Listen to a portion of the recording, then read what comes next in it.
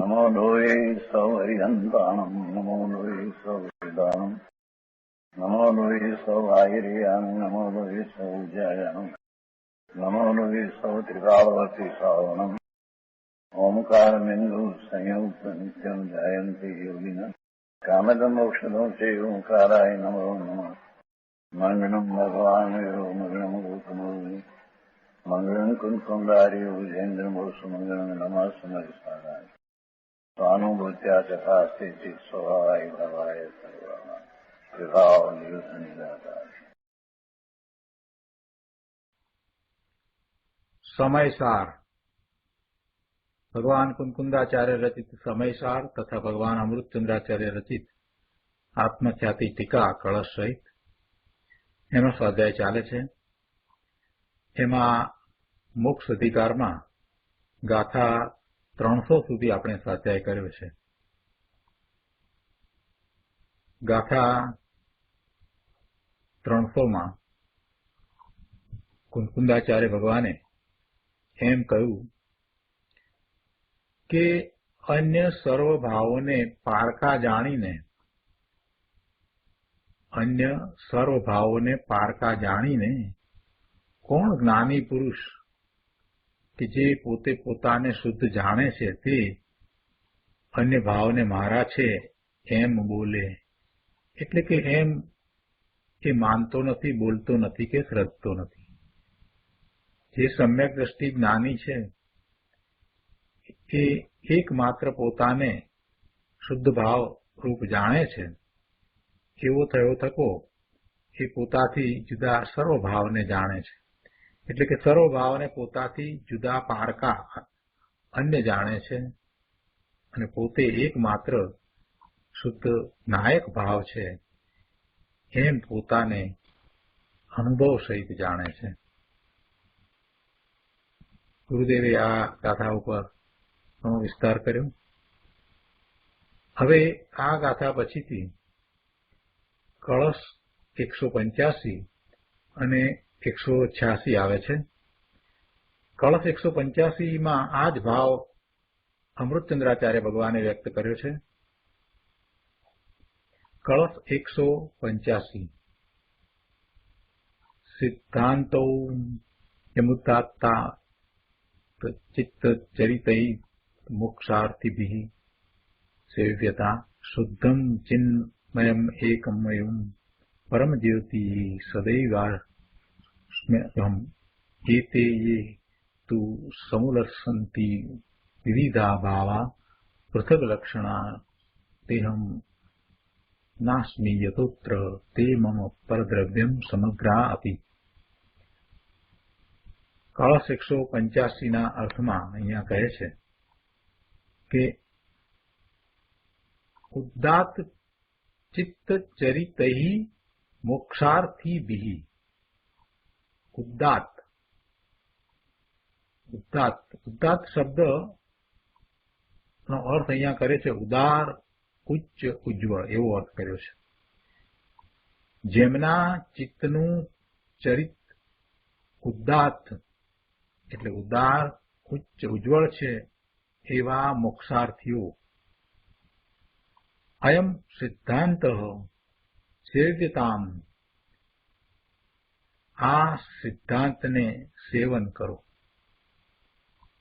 जेमना चित्तनु चरित्र उदात्त एटले के उदार उच्च उज्ज्वल छे एवा मोक्षार्थीओ आ सिद्धांत ने सेवन करो के अहम शुद्धम चिन्मयम एकम परम ज्योति एव सदा एव अस्मि।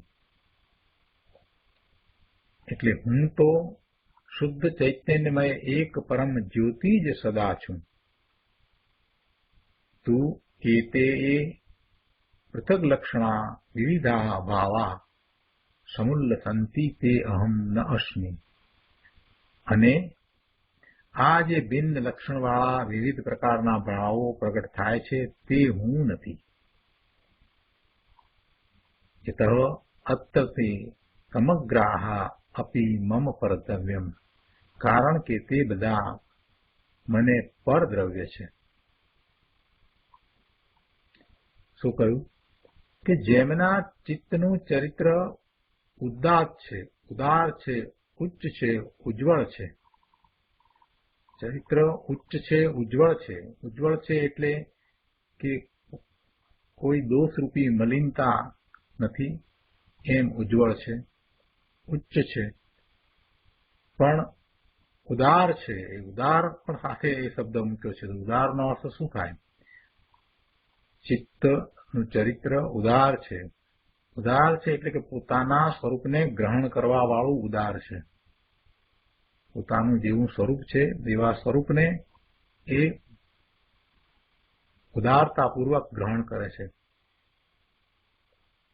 એમાં એને ક્યાંય સ્વરૂપને ગ્રહણ કરવામાં ક્યાંય એ લોભ કરતો નથી, એવો એમાં એક અર્થ આવી જાય છે. તો જેમના ચિત્તનું ચરિત્ર ઉદાત્ત છે એવા મોક્ષાર્થીઓ, એવા મોક્ષને ઈચ્છનારાઓ, એવા મોક્ષના વાંછુકો, એમને ઉપદેશ આપ્યો છે કે આ સિદ્ધાંતને સેવન કરો. સેવન કરો એટલે કે એને ગ્રહો, એને આચરો, એનો આશ્રય કરો. કયો સિદ્ધાંત? કે અહમ શુદ્ધમ ચિન્મયમ એકમ પરમ જ્યોતિ એવ સદા એવ અસ્મિ.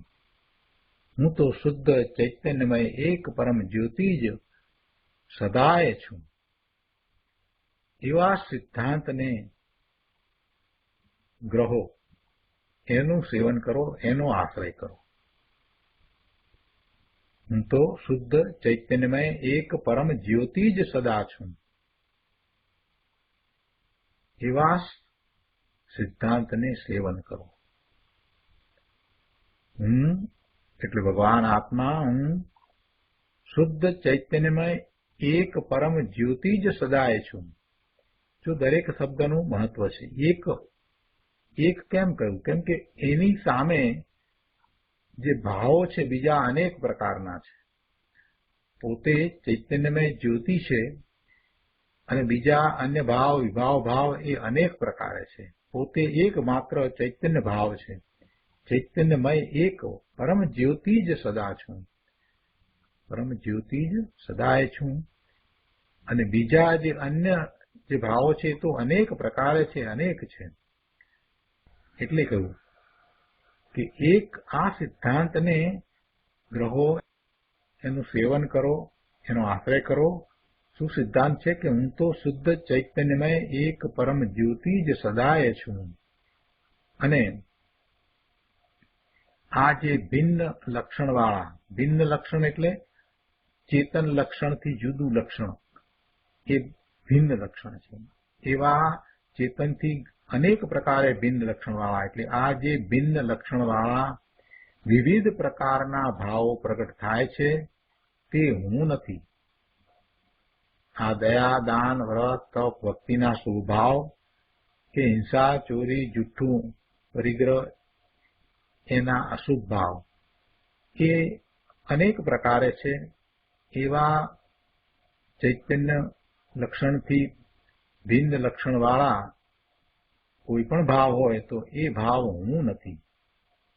કારણ કે તે બધાય મને પરદ્રવ્ય છે. એ બધાય મારાથી જુદા છે. એ પરદ્રવ્ય છે. એ મારું સ્વ નથી.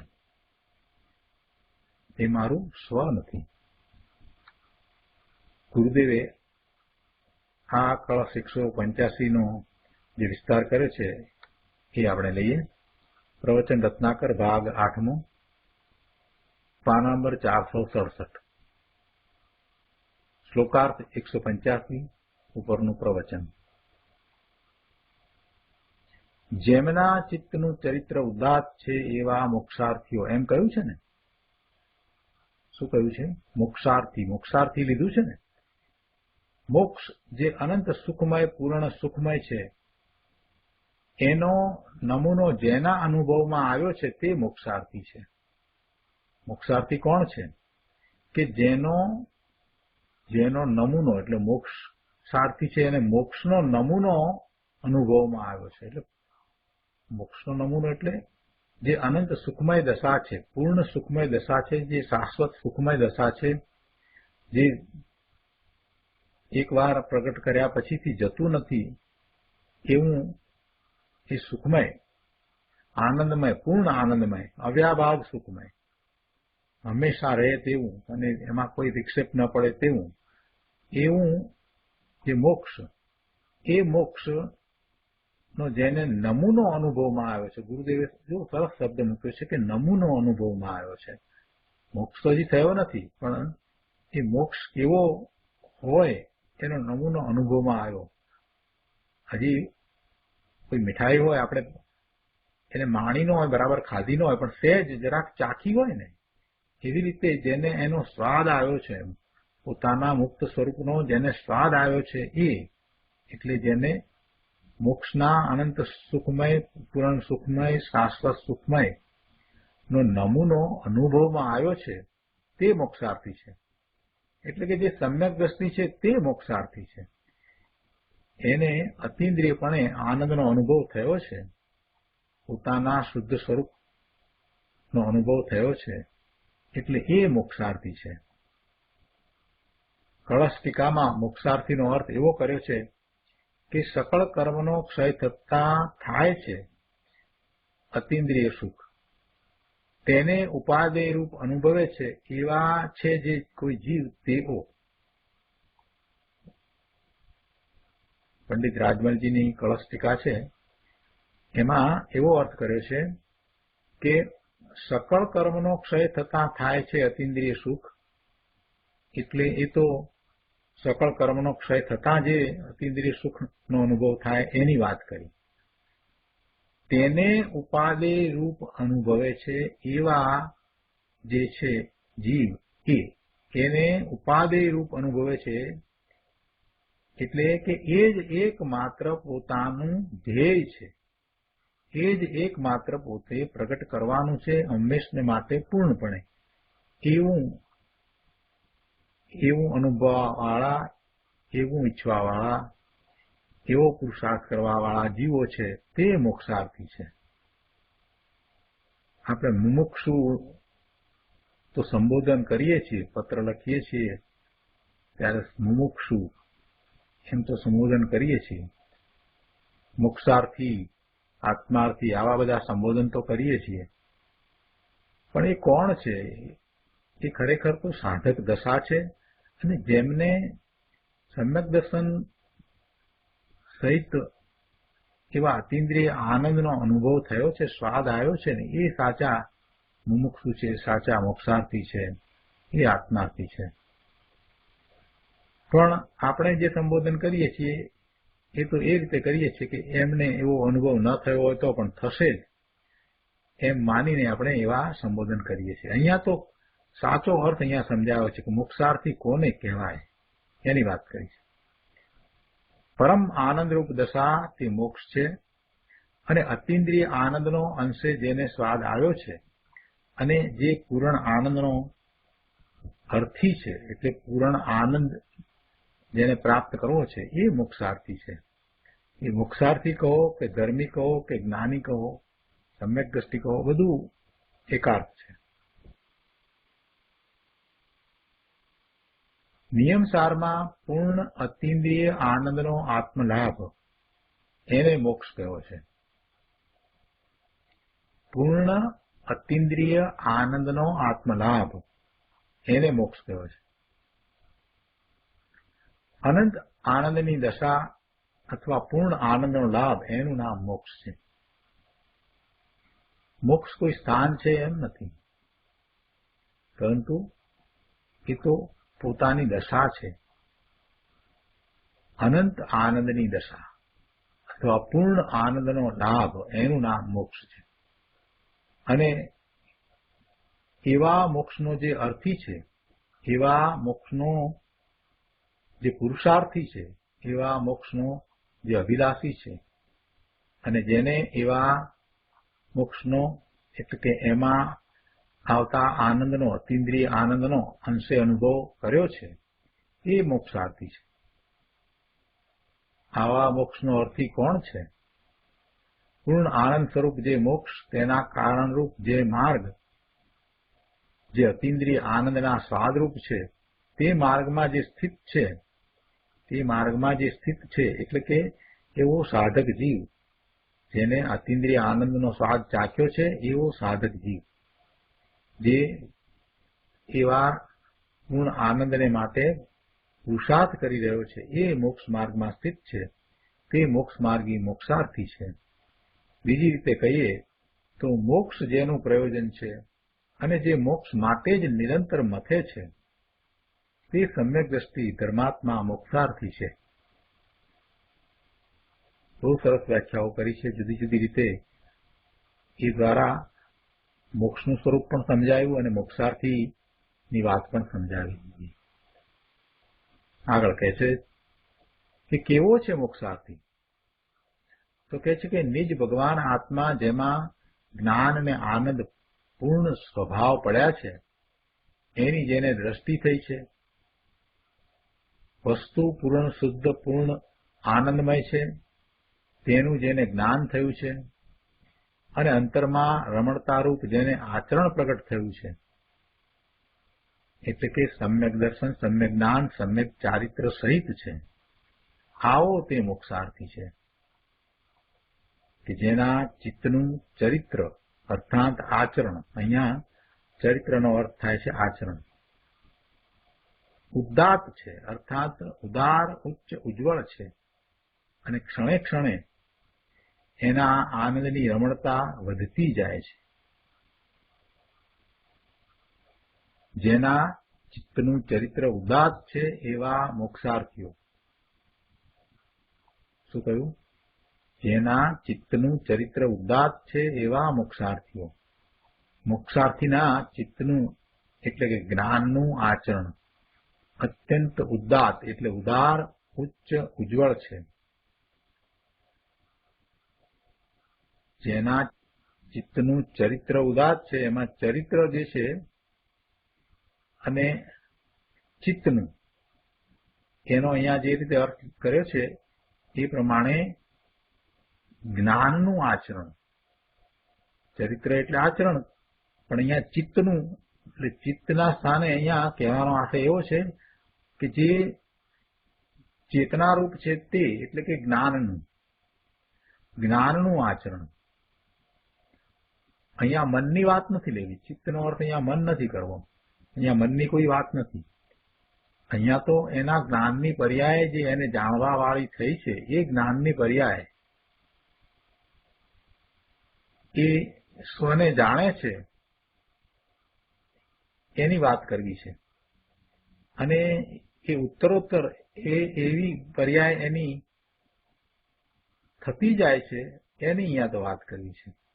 એટલે કહે છે કે જેના ચિત્તનું ચરિત્ર ઉદાત્ત છે, ઉદાર છે, ઉચ્ચ છે, ઉજ્જવળ છે, જ્ઞાનનું આચરણ અત્યંત ઉદાર છે, ઉચ્ચ છે, ઉજ્જવળ છે. ભગવાન આત્મા જ્ઞાન સ્વરૂપ છે, એમાં આચરણ એટલે રમણતા કરવું એ ચેતનનું આચરણ છે. જ્ઞાનમાં એને એ જ કરવાનું છે, બીજું કરવાનું શું છે? ભગવાન આત્મા જ્ઞાન સ્વભાવી છે, તો એવા જ્ઞાન સ્વભાવી ભગવાન આત્માનો એને જ્ઞાનમાં અનુભવ કરવાનો છે, એમાં રમણતા કરવાની છે. એ જ ઉદાત્ત છે. પોતાનું શુદ્ધ સ્વરૂપ છે, જ્ઞાન સ્વરૂપ છે. એવા જ્ઞાન સ્વરૂપમાં એને વર્તમાન જ્ઞાનની પર્યાય દ્વારા એકરૂપ થવાનું છે. પોતે ભગવાન આત્મા જ્ઞાન સ્વરૂપ છે અને એને જ્ઞાનની વર્તમાન પર્યાય અતિન્દ્રિયપણે અનુભવે છે. એ દશા અને એમાં એ અનુભવમાં રહેવું એટલે રમણતા કરવી. રમણતા કરવી એટલે એવા અનુભવમાં રહેવું, ત્યાં ટકીને રહેવું, એમાં વિશેષતાથી લીનતા કરવી. પોતાનું લક્ષ્ય, પોતાના જ્ઞાન દર્શનના ઉપયોગ બહારમાં જાય જ નહીં અને સ્વરૂપમાં જ રહે, એમ એ આચરણ, એનું નામ ચારિત્ર, એનું નામ નિશ્ચયથી ચારિત્ર. સમ્યક દ્રષ્ટિને આવું આત્માનું આચરણ હોય છે, આવું નિશ્ચય ચારિત્ર હોય છે, અને આવું આચરણ કરવામાં તે ઉદાર છે. અંદરમાંથી આનંદ કાઢવામાં તે ઉદાર છે. સ્વરૂપને ગ્રહવામાં, એમાં રહેવામાં, એમાં રમણતા કરવામાં, એમાંથી આવતા આનંદનો અનુભવ કરવામાં એ ઉદાર છે. એમાં એ કાંઈ કંજુસાઈ કરતો નથી કે ના ના હવે બરાબર, હવે વધારે નથી કે કરવું, એમ નથી. પૂરેપૂરું જોર ત્યાં જ લગાવી રહ્યો છે. બધું વીર્ય એનું એ તરફ જ વળી ગયું છે. ઉદાર છે એટલે કે પોતે અંદરમાંથી આનંદ કાઢવામાં ઉદાર છે, એમ શબ્દ મૂક્યા છે ને ગુરુદેવે. એટલે કે બધું વીર્ય એ તરફ વળ્યું છે, પોતાનો સમગ્ર પુરુષાર્થ એમાં વળી ગયો છે. આપણે કહીએ છીએ ને કે એટલી કામ કરીએ આપણે, એમ પૂરેપૂરા ઉત્સાહપૂર્વક ને પૂરેપૂરું જોર લગાવીને ના કરીએ એમ. તો અહીંયા એમ નથી, અહીંયા તો પૂરેપૂરું જોર એ તરફ લગાવી દીધું છે. એટલે એ અંદરમાંથી આનંદ પણ એને એમ જ આવી રહ્યો છે. જેમ કોઈ દાનેશ્વરી દાન દેવામાં ઉદાર હોય છે ને, પાછું વાળીને જુએ જ નહીં એમ, એવી રીતે આ તો અંદરમાંથી આનંદ કાઢી પોતાને આ દેવામાં, એટલે આનંદનો પોતે જ અનુભવ કરવા વાળો છે. એટલે અંદરથી આનંદ કાઢવા વાળો પોતે છે અને અનુભવ કરવા વાળો પોતે છે. એટલે અંદરથી આનંદ કાઢી પોતાને દેવામાં ઉદાર છે.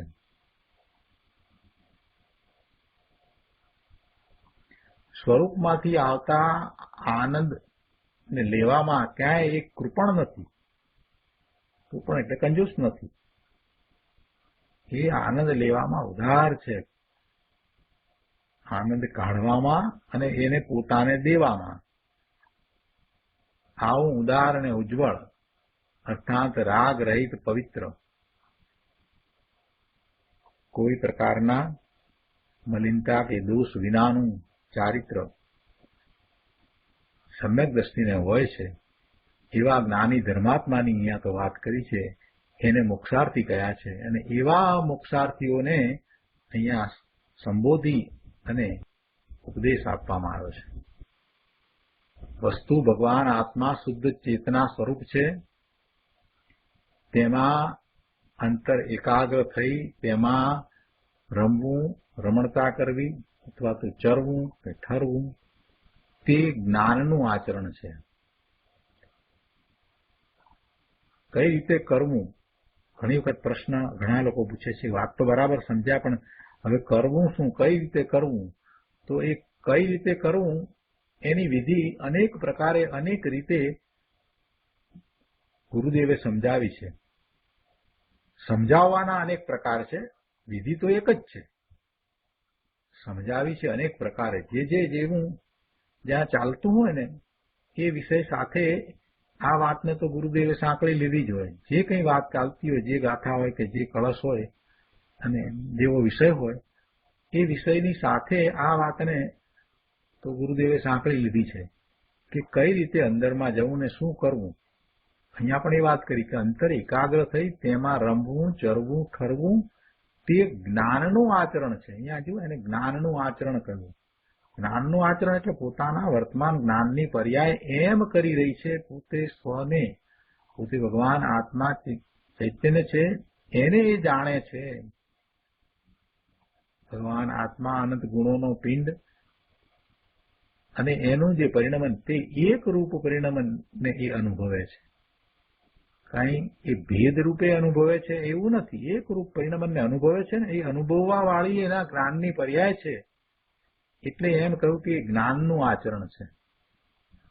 એ આચરણ કોનું છે? જ્ઞાનનું આચરણ છે.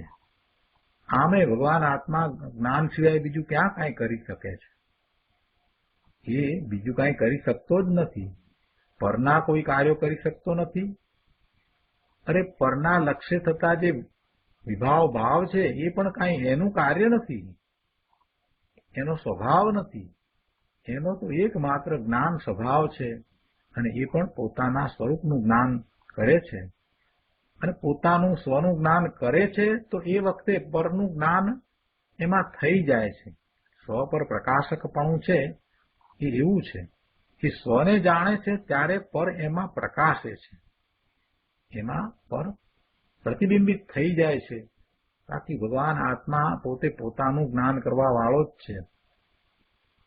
એટલે એ જ્ઞાનનું આચરણ છે. સમ્યક દ્રષ્ટિને, મોક્ષાર્થીને આવું આચરણ અતિ ઉદાત્ત એટલે ઉદાર, ઉચ્ચ અને ઉજ્જવળ હોય છે. જો એને જે બાહ્ય વ્રત આદિ હોય છે તે આચરણ એમ વાત નથી, એ તો બાહ્ય વાત થઈ. એ તો બાહ્ય વ્રત આદિ છે એ તો પરના લક્ષ્ય છે, એમાં તો પરનું લક્ષ્ય છે. એટલે એ આચરણની આ વાત નથી. એ આચરણને આત્માનું આચરણ કહ્યું નથી, એટલે એ આચરણ નથી. અહીંયા તો આત્માના આચરણની વાત છે. પોતે જ્ઞાન સ્વભાવી છે તો જ્ઞાનનું આચરણ કેવું છે? જ્ઞાનનું આચરણ એ સ્વને અનુભવવા વાળું છે, સ્વને અનુભવવા વાળું આચરણ છે. એટલે પેલું બહારમાં જે વ્રત આદિ થાય છે, જે પરના લક્ષ્ય થાય છે, એમાં શરીરની અપેક્ષા રહી છે ત્યારે એ વ્રત થાય છે. એ આચરણ ને તો ઉપચારથી આચરણ કરવું છે. આ તો જ્ઞાનમાં, આનંદમાં રમવા, ચરવા, ઠરવા રૂપ જે આનંદના સ્વાદરૂપ છે, અતિન્દ્રિય આનંદના સ્વાદરૂપ છે, એવા આત્માના આચરણની વાત છે. અને એ જ સમ્યક ચારિત્ર છે, નિશ્ચય ચારિત્ર છે. બહુ સરસ વાત કરી છે.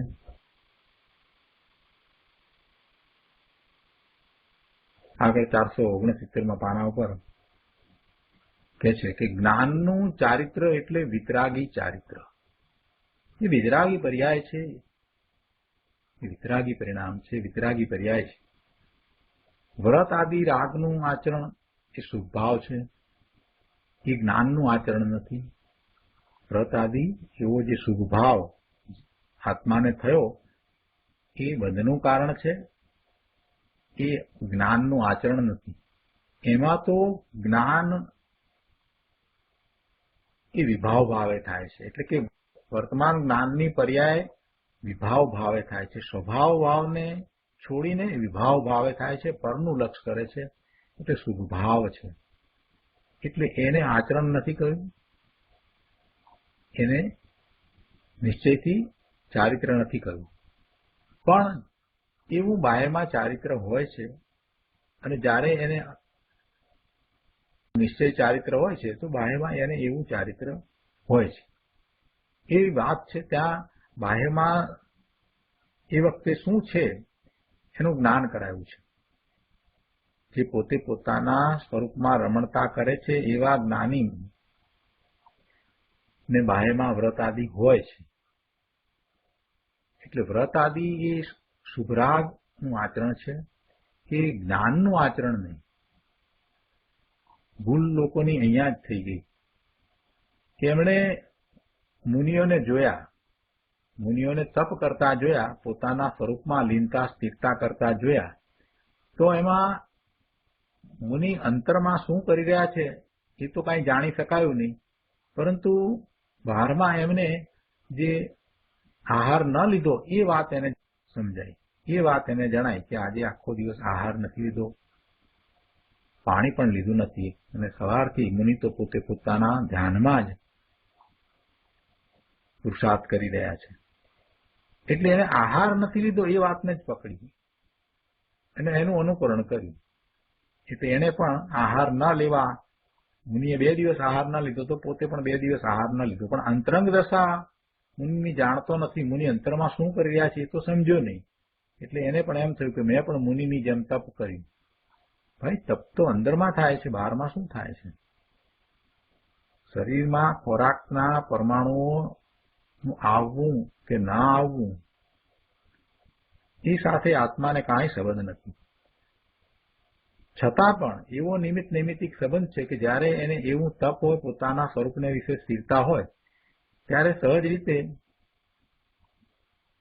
એને આહાર લેવાની વૃત્તિ થાય નહીં. અને એ વખતે આહાર નો સંયોગ શરીર સાથે થાય નહીં. આવું બને, પણ એનો અર્થ એમ નથી થતો કે જે આહાર ના લીધો એ તપ થઈ ગયું, એમ તો થતું નથી. તપ તો અંતરંગ છે. મુનિના અંતરંગ તપને સમજ્યા વગર એ બાહ્યને જોઈ અને લોકોએ અનુકરણ કર્યા, એકાસણા કર્યા, ઉપવાસ કર્યા, છઠ કર્યા, ને અઠમ કર્યા, ને 28 કરીને 10 ઉપવાસ કર્યા, ને માસ ક્ષમણ કર્યા, ને બધું કર્યું ને એને તપ કહ્યું. એ વખતે પોતાના જ્ઞાન દર્શનના ઉપયોગ ક્યાં રમી રહ્યા છે તેનો તો વિચાર પણ કર્યો નહીં, કે પોતે 12માં ને 12માં 1 મિનિટમાં 18 જગ્યાએ પોતાના ઉપયોગને ફેરવે છે, એનો તો વિચારે કર્યો નહીં. પેલા મુનિ તો પોતાના સ્વરૂપને વિશે રહ્યા છે, આ તો 1 મિનિટમાં 18 જગ્યાએ તો ઉપયોગ ફેરવે છે, પાછો કહે છે કે તપ કર્યું છે. અરે ભાઈ, ખોરાક ન લીધો એટલે તપ થોડું થયું? તારો ઉપયોગ ક્યાં હતો એ વખતે, એ વાત કર ને. ઉપયોગ ક્યાં રખડતો હતો? અંતરમાં ઉપયોગ ગયો કે નહીં?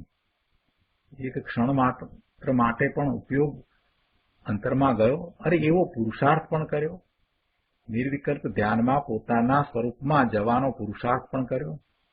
એ પણ કર્યું નથી. આટલા બધા વખતથી અભ્યાસ કર્યો, આટલા શાસ્ત્રોનો અભ્યાસ થયો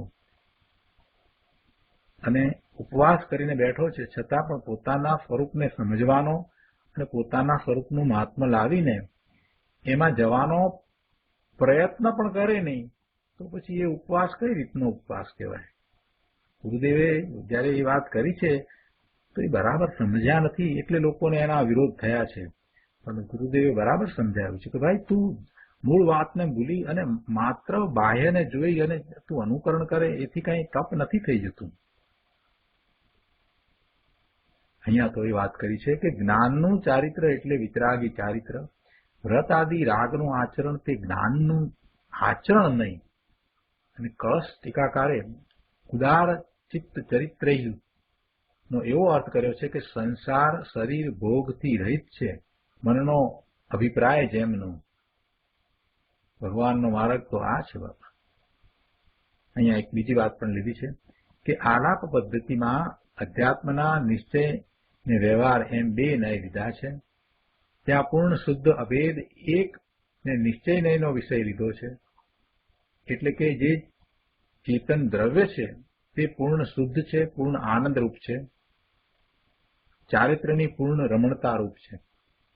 ચેતન દ્રવ્ય છે તે પૂર્ણ શુદ્ધ છે, પૂર્ણ આનંદરૂપ છે, ચારિત્રની પૂર્ણ રમણતા રૂપ છે. એટલે કે અંદર સ્વભાવમાં પૂર્ણ રમણતા રૂપ ચારિત્ર ત્રિકાળ પડ્યું છે. અંદરમાં પૂર્ણતા છે, સ્વભાવ પરિપૂર્ણ છે, એમાં કાંઈ અધુરાશ નથી. હવે માત્ર એને એમાં સ્થિરતા કરવી છે, એ કરવાનું છે. એક વખત જેને અનુભવ થયો છે, ક્ષણ માત્રનો અનુભવ થયો છે, એને હવે વધારે સ્થિરતા કરવી છે, એકાગ્રતા એવી કરવી છે કે 12માં લાંબો સમય સુધી આવે જ નહીં, સ્વરૂપને વિશે જ રહે. એ જ એનો પુરુષાર્થ છે અને એ જ કરી રહ્યા છે. જ્ઞાની પુરુષો શું કરી રહ્યા છે? તે સ્થિરતાનો પુરુષાર્થ કરી રહ્યા છે. એટલે ચારિત્રની પૂર્ણ રમણતા રૂપ છે એવું એ જાણે છે, અને જાણે છે અનુભવ સહિત જાણે છે. એટલે પૂર્ણ સ્વરૂપની પૂર્ણપણે હંમેશને માટે પ્રાપ્તિનો પુરુષાર્થ સહજ રીતે એમને થાય છે. એટલે કે અંદર સ્વભાવમાં પૂર્ણ રમણતા રૂપ ચારિત્ર ત્રિકાળ પડ્યું છે, અને વર્તમાન પર્યાયમાં ભલે રમણતા ઓછી છે, પરંતુ સ્વરૂપમાં તો ચારિત્ર પૂર્ણ રમણતા રૂપ છે. અને આવા આત્માને અવલંબીને જેણે આનંદમાં રમણતા કરવા રૂપ જ્ઞાનનું આચરણ પ્રગટ કર્યું છે, એની આ વાત છે. આનંદમાં કેલી કરવા રૂપ જ્ઞાનનું આચરણ કર્યું છે, અને જેને પૂર્ણ આનંદના લાભનું પ્રયોજન છે, જેમને એકમાત્ર આ જ કરવું છે, પૂર્ણ આનંદની પ્રાપ્તિ કરવી છે, શાશ્વત સુખની પ્રાપ્તિ કરવી છે, એવા એ મોક્ષાર્થીઓનું આચરણ અહીં કહે છે કે અતિ ઉદાર છે. એવા મોક્ષાર્થીનું આચરણ અતિ ઉદાર છે. આ રાગની ક્રિયાની વાત નથી. જ્ઞાનીને રાગ છે, પણ તેને આદર નથી. એ તો એનો જાણનાર માત્ર છે અને એની અહીંયા વાત નથી. આગળ 5મા પેરેગ્રાફમાં કહે છે કે હવે પ્રચુર આનંદમાં રહેનારા મુનિરાજ આચાર્ય અમૃતચંદ્ર કહે છે, જેમના ચિત્તનું ચરિત્ર ઉદાત છે એવા મોક્ષાર્થીઓ અયમ સિદ્ધાંત સેવ્યતામ, આ સિદ્ધાંતને સેવન કરો. કેવા સિદ્ધાંતને? કે અહમ શુદ્ધમ ચિન્મયમ એકમ પરમ જ્યોતિ એવ સદા એવ અસ્મિ. હું તો શુદ્ધ ચૈતન્યમય એક પરમ જ્યોતિ જ સદાય છું. આ સિદ્ધાંત ને સેવન કરો કે હું તો શુદ્ધ ચૈતન્યમય એક પરમ જ્યોતિ જ સદાય છું. જ્ઞાન જ્યોત, પવિત્ર જ્યોત, શુદ્ધ જ્ઞાન માત્ર ચિન્મય ભાવ છું. સદાય, ભૂતકાળમાં પણ એમ હતો, વર્તમાનમાં પણ છું અને ભવિષ્યમાં પણ એમ જ હોઈશ. વર્તમાન પર્યાયની વાત નથી, ભૂતકાળની અનંત પર્યાયો થઈ એની પણ વાત નથી, પરંતુ પોતાના શુદ્ધ સ્વરૂપની વાત છે. ધ્રુવની વાત છે કે જે પોતે હંમેશા શુદ્ધ જ રહ્યું છે. એ ક્યારેય મલિન થયું જ નથી. શુદ્ધ ચૈતન્યમય જ્ઞાનમય એક પરમ જ્યોતિ જ સદાય છે. સિદ્ધાંત નામ સિદ્ધ થયેલી વસ્તુ. સિદ્ધાંતનો અર્થ કરે છે અહીંયા. સિદ્ધાંત કોને કહેવો? તો સિદ્ધાંત એટલે સિદ્ધ થયેલી વસ્તુ. સિદ્ધાંત એટલે સિદ્ધ થયેલી વસ્તુ, જે સિદ્ધ થયું છે. જે સિદ્ધ થયું છે એટલે કે અનેક જીવોએ એને એમ પ્રાપ્ત કર્યું છે. એટલે એમાં હવે કાંઈ શંકા કરવા જેવું, આશંકા કરવા જેવું પણ રહ્યું નથી. એ સિદ્ધ છે, એ એમ જ થાય જ છે, ત્યારે એ સિદ્ધાંત બને છે. સિદ્ધાંત નામ સિદ્ધ થયેલી વસ્તુ. સિદ્ધાંત એટલે સિદ્ધ થયેલી વસ્તુ. વસ્તુનું સ્વરૂપ તો સિદ્ધ જ છે, સ્વયં સિદ્ધ છે. સ્વયં સિદ્ધ છે અને સિદ્ધોએ એને એમ જ સિદ્ધ કર્યું છે. જે સિદ્ધ થયા એમણે એવું જ એ પ્રગટ કર્યું છે. એટલે એ સ્વયં સિદ્ધ છે વસ્તુ, એને એમ જ પર્યાયમાં પ્રગટ કરી છે. એવા અનંત સિદ્ધ ભગવાન થયા છે. આચાર્ય કહે છે કે આ સિદ્ધ થયેલું છે એનું સેવન કરો. શું સિદ્ધ થયેલું છે? કે હું તો સિદ્ધ ચિન્મય એક પરમ જ્યોતિ જ સદાય છું. આ સિદ્ધ થયેલું છે. આ કોને માટે? હું એટલે દરેકને માટે, દરેક જીવ માત્રને માટે આ વાત સિદ્ધ થયેલી છે. એ શુદ્ધ ચિન્મય જ્ઞાનમય પરમ જ્યોતિ છે. હું તો શુદ્ધ ચિન્મય એક પરમ જ્યોતિ જ સદાય છું. આ વાતનું વારંવાર રટણ કરવું, એના ઉપર ખૂબ વિચાર કરવો, ખૂબ ખૂબ ખૂબ વિચાર કરવો. એ વાતને જેમ જેમ વાગોળતા જઈએ, વિચારતા જઈએ ને ત્યાં રહીએ, એમ એમ બહારના અન્ય વિકલ્પો ઓછા થતા જશે. જે ઉપદેશ આપ્યો છે એ એવા મોક્ષાર્થીઓને આપ્યો છે, પણ એ બધાને માટે એ ઉપદેશ છે. કેમ કે બધાનું એવું સ્વરૂપ છે. હું તો શુદ્ધ ચિન્મય એક પરમ જ્યોતિ જ સદાય છું. એનો વિચાર કરવો. હું ભગવાન આત્મા કહીએ છીએ તો ભગવાન આત્મા કેવો છું? હું જ્ઞાન સ્વભાવી છું એમ કહીએ છીએ, એના કરતા હું જ્ઞાન રૂપ જ છું. હું શુદ્ધ ચિન્મય જ્ઞાનમય જ છું અને પરમ જ્યોતિ સદાય છું. ધર્મી જીવ પોતાને આવો અનુભવે છે. હું શુદ્ધ ચિન્મય સદાય એક રૂપ પરમ ચૈતન્ય જ્યોતિ સ્વરૂપ જ છું. પરિણમન છે ને, અનંત ગુણોનું એક રૂપ પરિણમન છે. એને વર્તમાન જ્ઞાનની પર્યાય અનુભવે છે. એ જ પોતાનું સ્વરૂપ છે. એ જ હું છું. એ જ હું છું. જ્ઞાનની પર્યાય પોતાના જ્ઞાન સ્વભાવી ભગવાન આત્માનો જયારે અનુભવ કરે છે ત્યારે કોઈ દ્વેત રહેતો નથી. એ દ્રવ્યને પર્યાય એમ જુદું એ વખતે લાગતું નથી. જો દ્રવ્યને પર્યાય છે તો જુદા, પણ એ વર્તમાન જ્ઞાનની પર્યાય જ્યારે અનુભવે છે ત્યારે એ વખતે દ્વૈત કોઈ રહેતો નથી. એ જ્ઞાન સ્વભાવી ભગવાન આત્મા જ્ઞાન દ્વારા જ અનુભવમાં આવે છે. હું શુદ્ધ ચિન્મય સદાય એકરૂપ પરમ ચૈતન્ય જ્યોતિ સ્વરૂપ જ છું. તિર્યંચ પણ જ્યારે સંકિત પામે છે ત્યારે પોતાના સ્વરૂપને આવો જ અનુભવે છે. ભલે એને શબ્દો ના આવડે, એને શબ્દોની જરૂર નથી, પણ એનો અનુભવ તો આવો જ કે હું એક છું, શુદ્ધ છું, સદાય પરમ ચિન્માત્ર જ્યોતિ સ્વરૂપ જ છું. ગુરુદેવ આગળ વધારે સ્પષ્ટતા કરતા કહે છે કે જુઓ, અહીં સદાય શુદ્ધ એમ લીધું છે, માટે કોઈ એમ કહે કે અશુદ્ધ પર્યાય વખતે દ્રવ્ય ત્રિકાળી અશુદ્ધ થઈ જાય છે તો એ વાત ખોટી છે. સદાય શુદ્ધ શબ્દ મૂક્યા છે ને, એટલે એ ત્રિકાળી ભગવાન આત્મા તો ક્યારેય અશુદ્ધ થતો જ નથી. એની વર્તમાન પર્યાય ગમે તેવી મલિન હોય તે છતાંય ભગવાન આત્મા ક્યારેય અશુદ્ધ થતો જ નથી, સદાય શુદ્ધ છે. આ સદાય શુદ્ધ છે એ વાત એ ત્રીજા પુરુષ એક વચન તરીકે સ્વાધ્યાયમાં લે છે ને, એટલે જ મુશ્કેલી પડે છે. એના સ્થાને હું કરી અને એક વચન લેતો હોય ને, પહેલો પુરુષ એક વચન, તો ઘણું સહેલું થઈ જાય. શું કહ્યું કે આ ત્રિકાળી ભગવાન આત્મા સદાય શુદ્ધ છે એમ કહેવાને બદલે હું સદાય શુદ્ધ છું એમ જો એ રટણ ચાલુ કરે ને અને એવો જ એ વિચાર કરે, એમાં ને એમાં જે આગળ વધે ને તો બધું સહેલું થઈ જાય. આ અન્ય કોઈની વાત ચાલતી જ નથી, આ મારી વાત છે. આખું સમયસાર જે છે એ સમયસારો એ હું છું એ મારી વાત છે. એ આત્માની વાત છે એમ કહેવા કરતા એ મારી વાત છે ને એ બધું હું છું એમ જે સમયસારનો સ્વાધ્યાય કરે છે ને એ પામે છે. આ દ્રવ્યાનુયોગ છે એ પ્રાપ્ત કરવાનો છે એમ કૃપાળુદેવે કહ્યું છે. આપણને એમ થાય કે દ્રવ્યાનુયોગ, ચરણાનુયોગ ને કર્ણાનુયોગ ને પ્રથમાનુયોગ, આ તો 4 તો અનુયોગ છે અને એ પ્રમાણેના બધા શાસ્ત્રો હોય, તો એમાં દ્રવ્યાનુયોગ પ્રાપ્ત કરવો, તો આવું કેમ કૃપાળુદેવે કહ્યું હશે? પ્રભુ વાત બરાબર છે. દ્રવ્યાનુયોગ પ્રાપ્ત કરવો, પ્રગટ કરવો, એનો અર્થ એ છે કે પોતાનું શુદ્ધ સ્વરૂપ છે એવું જ શુદ્ધ સ્વરૂપ પ્રગટ કરવું, એવો એમાં એમનો કહેવાનો આશય છે.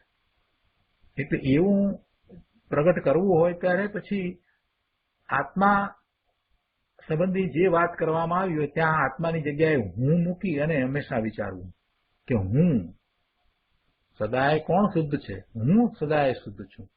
ત્રિકાળી શુદ્ધ કોણ છે? હું ત્રિકાળી શુદ્ધ છું.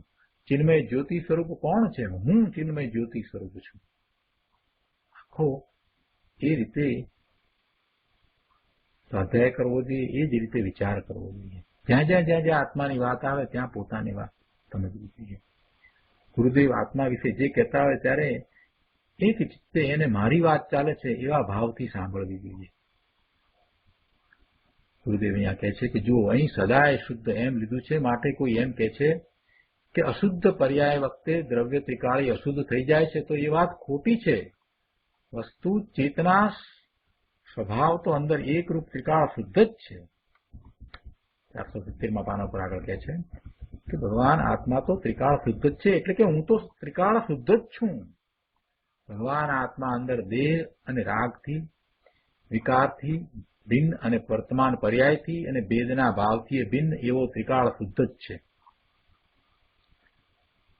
દેહથી તો જુદો ભિન્ન છે, રાગથી પણ અને વિકારથી પણ ભિન્ન છે, અને વર્તમાન પર્યાયથી અને ભેદના ભાવથી ભિન્ન એવો ત્રિકાળ શુદ્ધ જ છે.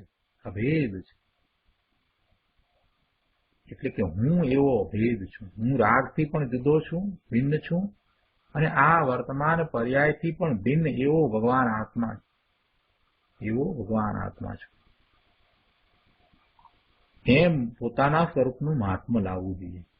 સંકિતિ પોતાના આવા અભ્યંતર સ્વરૂપને અનુભવે છે, એનું મહાત્મ્ય લાવી અને પછી એનું લક્ષ્ય કરી અને એને અનુભવે છે, અને એનું નામ ધર્મ છે.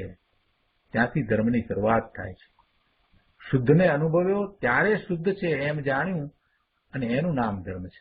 જો અહીંયા ગુરુદેવે બહુ સરસ વાત મૂકી છે કે શુદ્ધ છે, શુદ્ધ છે, શુદ્ધ છે, આત્મા શુદ્ધ છે, ત્રિકાળ શુદ્ધ છે, એ તો આપણે બોલતા આવ્યા.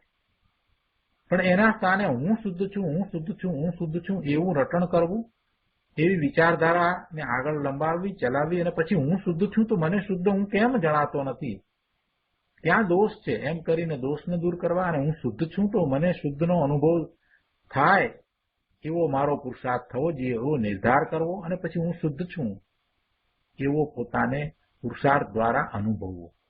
જ્યારે પોતે પોતાને શુદ્ધ છે એમ અનુભવે છે ત્યારે એ શુદ્ધ છે એમ જાણ્યું. બાકી તો એને શબ્દો દ્વારા જાણ્યું કે હું શુદ્ધ છું અથવા તો આત્મા શુદ્ધ છે, પણ જ્યારે શુદ્ધને શુદ્ધ અનુભવ્યો ત્યારે એ શુદ્ધ છે, ત્યારે એ ત્રિકાળ શુદ્ધ છે, અને એમ એ જાણ્યું, અને એ જાણ્યું એટલે એવો અનુભવ દ્વારા જાણ્યું, એનું નામ જ ધર્મ છે, એનું નામ સમ્યક દર્શન છે. આવી વાત છે. વળી કહે છે કે અને આ જે ભિન્ન લક્ષણવાળા વિવિધ પ્રકારના ભાવો પ્રગટ થાય છે તે હું નથી. એતે એ પૃથક લક્ષણા વિવિધા ભાવા સમુલ્લસંતિ તે અહમ ન અસ્મિ. આ જે ભિન્ન લક્ષણવાળા વિવિધ પ્રકારના ભાવો પ્રગટ થાય છે તે હું નથી. હું શુદ્ધ છું, અને આ વિવિધ લક્ષણવાળા વિવિધ પ્રકારના ભાવો એ હું નથી. અસ્તિ અને નાસ્તિ બંનેથી વાત કરી દીધી, અને કારણ આપ્યું કે યતઃ અત્ર તે સમગ્રાહા અપી મમ પરદ્રવ્યમ. કારણ કે તે બધાય મને પરદ્રવ્ય છે. એ હું નથી, એ મારું સ્વરૂપ નથી, એ મારાથી જુદા પરદ્રવ્ય છે. એ મારું સ્વ નથી, એ પરદ્રવ્ય છે. એ ભાવો પારકા છે, એ પારકી ચીજ છે, એ મારી ચીજ નથી. શું કહે છે કે આ જે ચૈતન્યથી ભિન્ન લક્ષણવાળા દયા, દાન, વ્રત, ભક્તિ આદિ અનેક પ્રકારના શુભભાવો પ્રગટ થાય છે તે હું નથી. સૂક્ષ્મ વાત છે પ્રભુ. સાધક દશા છે ને, સાધક દશા છે ત્યારે તો આમ જ હોય, શુભભાવ હોય છતાં એ શુભભાવ હું નથી એમ શ્રદ્ધા હોય, એમ યથાર્થ શ્રદ્ધા હોય, એમ જ માન્યતા હોય. શુભભાવ તો હોય, શુદ્ધ ભાવ તો ક્ષણ માત્ર પૂરતો છે ને, શુભ ભાવ તો ઘણો સમય છે. પણ એ શુભ ભાવનો પોતે સ્વામી થતો નથી. એ શુભ ભાવથી જુદો હું ભગવાન આત્મા ત્રિકાળ જ્ઞાયક શુદ્ધ છું, પરિપૂર્ણ છું. આખો દિવસ આ જ વાત અંદરમાં ઘોળાયા કરે ત્યારે સાચો પુરુષાર્થ ઉપડે. આમાં કાંઈ પાર્ટ ટાઈમ જેવું હોતું જ નથી. આમાં કાંઈ પાર્ટ ટાઈમ જેવું હોતું નથી. સવારે ઉઠે ત્યારથી રાત્રે સુઈ જાય ત્યાં સુધીમાં ઉઠતા બેસતા, ખાતા પીતા, જોબ કરતા, કાર ચલાવતા, કોમ્પ્યુટર ઉપર ટાઈપ કરતા, કાંઈ પણ કરતા અંતરમાં આ જ ભાવ ઘોળાયા કરવો જોઈએ કે હું તો શુદ્ધ ચૈતન્ય માત્ર છું. આ જે ભાવ આવ્યો, આ ભાવ આવ્યો, એ બધા ભાવથી જુદો, આ હું નહીં, આ હું નહીં, આ નહીં, હું તો શુદ્ધ ચૈતન્ય માત્ર છું. એમ જયારે પુરુષાર્થ પડશે ત્યારે અનુભવ થશે.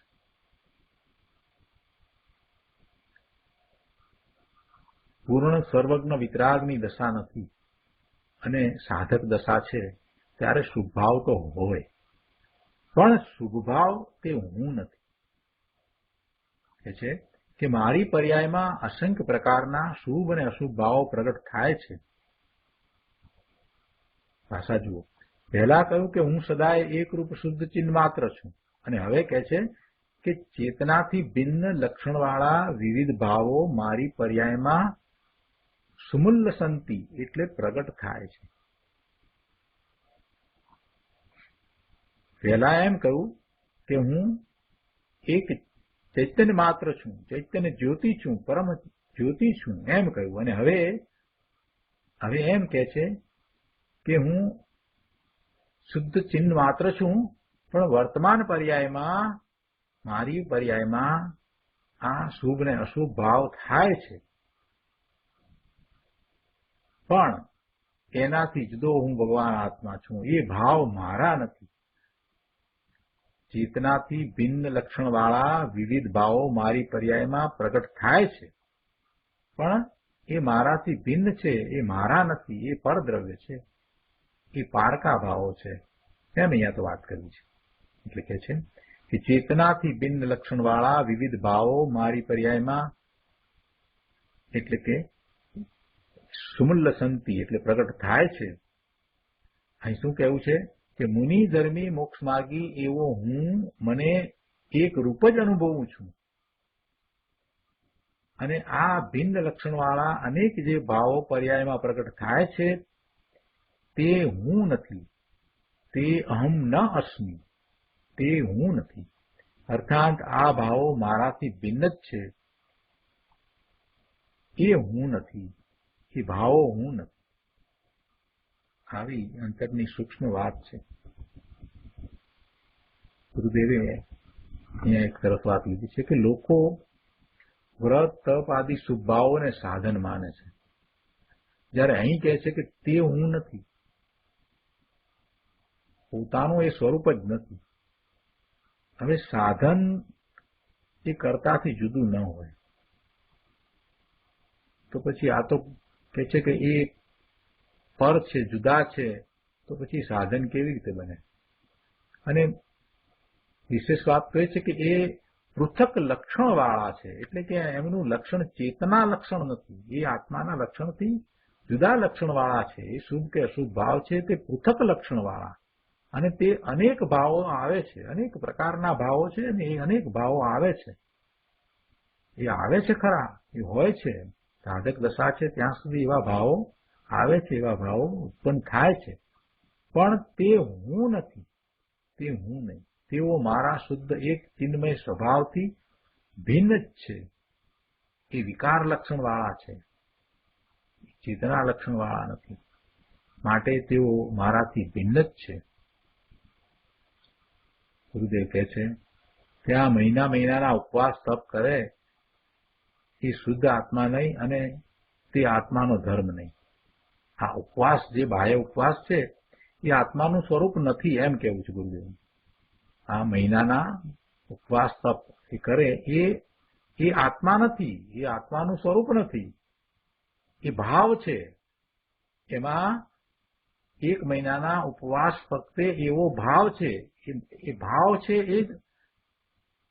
એ જ વિભાવ ભાવ છે, એ શુભ ભાવ છે, પણ એ જ વિભાવ ભાવ છે, એ સ્વભાવ નથી. સ્વથી જુદો એ વિભાવ ભાવ છે, ભલે એ શુભ છે તો પણ. એટલે એ આત્મા નથી, એ આત્માનું સ્વરૂપ નથી, એટલે એ આત્માનો ધર્મ પણ નથી. પોતાનામાં જે ગુણ નથી, પોતે જે કરી શકતો નથી, એ એનો ધર્મ ક્યાંથી હોય? ભગવાન આત્મા ઉપવાસ કરે કેવી રીતે? ખોરાક જ્યારે એ લેતો જ નથી, ભગવાન આત્માને ખોરાક લેવા પણ છે જ નહીં, પર પદાર્થને ગ્રહણ કરતો જ નથી, તો પર પદાર્થને છોડે ક્યાંથી? એ તો ભાવ થયો. પર પદાર્થને ગ્રહણ કરવાનો અને પર પદાર્થને છોડવાનો જે ભાવ છે એ શુભ ભાવ છે, અશુભ ભાવ છે, શુભ કે અશુભ ભાવ છે. અને એવો ભાવ એ એનો નથી, એના સ્વરૂપને કારણે એવો ભાવ થતો નથી. એ તો પરનું લક્ષ કરતા એ સમયે થતો ભાવ છે, એ સમયની એવી યોગ્યતા છે. ઉપાદાન અશુદ્ધ છે, એવી યોગ્યતા કહો કે અશુદ્ધ ઉપાદાન કહો, ત્યારે એવો એ ભાવ છે. એટલે એ ભાવને આત્મા ક્યાંથી કહેવાય? એટલે ગુરુદેવ અહીંયા કહ્યું છે કે આ મહિનાના ઉપવાસ તપ કરે એ શુદ્ધ આત્મા નહીં, અને તે આત્માનો ધર્મ નહીં. બહુ આખરી વાત છે બાપા. કમજોરીથી તે ભાવો પ્રગટ થાય છે, પણ ધર્મી કહે છે કે તે હું નહીં, હું તો શુદ્ધ એક ચિહ્ન માત્ર આત્મા છું. આ પ્રમાણે ધર્મીને સ્વસ્વરૂપની અસ્થિના ભાનમાં, સ્વસ્વરૂપની અસ્થિ હોવાપણાનું ભાન, સ્વરૂપના હોવાપણાનું અનુભવ સહિતનું ભાન, એવા સ્વસ્વરૂપની અસ્થિના ભાનમાં પરભાવોની નાસ્તિ આવી જાય છે. જ્યારે પોતે શુદ્ધ ચૈતન્ય માત્ર છે એમ કહ્યું, ત્યારે બીજા અન્ય ભાવ પોતે નથી એ વાત પણ એમાં આવી જાય છે. આ હું છું એવા ભાનમાં આ અન્ય ભાવે હું નથી, અન્ય રૂપ હું નથી એમ પણ આવી જાય છે. આ હું છું ની સાથે એ સિવાય બીજું બધું છે તે હું નથી એ વાત પણ એમાં આવી જાય છે. એક સમયની કેવળ જ્ઞાનની પર્યાય પરિપૂર્ણ છે. એ પર્યાયમાં પોતાના દ્રવ્ય ગુણ અને ત્રણેય કાળની પર્યાયનું તથા 6 દ્રવ્યોનું જ્ઞાન આવે છે. પણ પર્યાયમાં દ્રવ્ય ગુણ કે 6 દ્રવ્યો આવતા નથી, એનું જ્ઞાન આવે. કેવળ જ્ઞાન હરિન્દ ભગવાનને છે, તીર્થંકર ભગવાનને, કેવળી ભગવાનને કેવળ જ્ઞાન થયું છે, તો એ કેવળ જ્ઞાન થયું છે. અને પછી એ જ્ઞાનની પર્યાય, કેવળ જ્ઞાનની પર્યાય છે, એ પૂર્ણ છે, જેની અંદર ત્રણેય કાળની સમગ્ર પદાર્થોની પર્યાયોનું અને 6 દ્રવ્યોનું જ્ઞાન આવી જાય છે. પણ છતાં એમાં કોઈ દ્રવ્ય ગુણ કે 6 દ્રવ્યો આવી જાય છે એમ નથી. તેવી રીતે શ્રુત જ્ઞાનની પર્યાયમાં પણ આ હું છું એવું ધ્રુવના અસ્તિત્વનું અને આ હું નથી એમ રાગાદીનું જ્ઞાન આવે છે. પછી કેવળ જ્ઞાન નથી થયું એવું આ ધર્મી સમ્યક દ્રષ્ટિ એ શ્રુત જ્ઞાનની પર્યાયમાં એમ અનુભવે છે કે આ હું છું. એટલે પોતાનું ધ્રુવનું અસ્તિત્વ એ આ હું છું એમ, અને આ રાગાદી એ હું નથી એમ એને આવે છે. આ હું નથી એમ રાગાદીનું જ્ઞાન આવે છે. પણ રાગાદી પદાર્થો કાંઈ એમાં આવતા પ્રવેશતા નથી, એ ભિન્ન જ રહે છે. આ પ્રમાણે સ્વ સ્વરૂપમાં એકાગ્ર થઈને પરિણમતા જ્ઞાનીને પોતાના જ્ઞાનમાં રાગાદી પરભાવો પોતાથી ભિન્ન ભાસે છે, જણાય છે. પણ એમ નથી કે રાગાદી રૂપ પોતે થાય છે. 471 પાના ઉપર અહીંયા કહે છે કે જ્ઞાની કહે છે, પર્યાયમાં પ્રગટ થતા આ વિવિધ શુભાશુભ ભાવો તે હું નથી, કારણ કે તેઓ બધાય મને પરદ્રવ્ય છે. તે પરભાવો બધા પરદ્રવ્ય છે એમ હું જાણું છું.